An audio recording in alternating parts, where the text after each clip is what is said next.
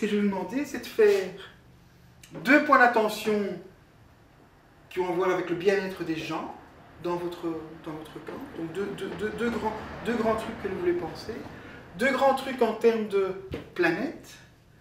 2 grands trucs en termes de prospérité, tout ce qui est lié à l'économique, d'accord? Mais l'économique, ça peut être, comme tu l'as dit aussi, l'économie locale, ça peut être votre économie à vous, les sous de votre troupe, ça peut aussi être l'économie des autres.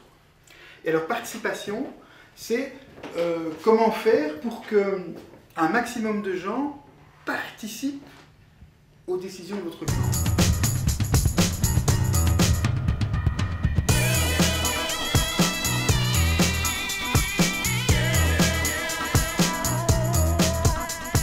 Planète, on a mis donc l'énergie, tout ce qui est plutôt,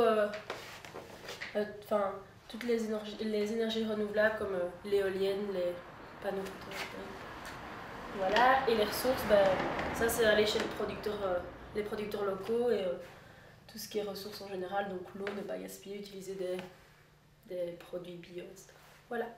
Cette année, ce qu'on achète chez le fermier, c'est tout simplement du lait. Par exemple, demain matin, on va chercher du lait tout droit sorti du pied de la vache. Pourquoi? Pour faire du pudding pour tout le monde, pour le dessert à midi.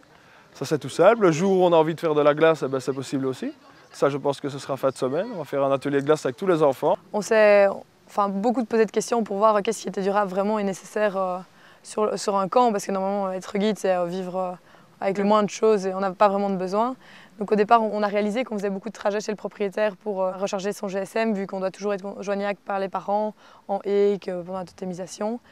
Et aussi pour les appareils photo. Et donc ça nous faisait faire beaucoup d'allers-retours au-delà du frigo et des lettres. Et donc on s'est renseigné comment produire de l'énergie sur place. Et là, on a vu qu'ils vendaient des panneaux solaires et des kits.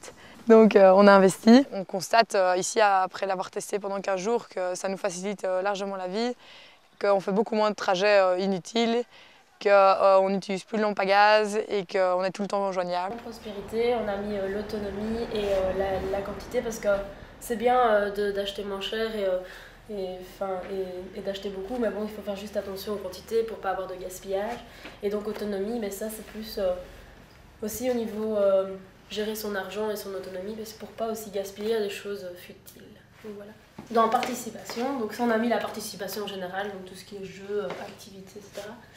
Et alors on a mis formation citoyenne, donc ça c'est pour que les guides apprennent par la pédagogie à devenir ce qu'elles sont. Donc, voilà. Alors dans peuple, on a mis la solidarité, donc tout ce qui regroupait l'aide aux autres et s'ouvrir au monde, etc.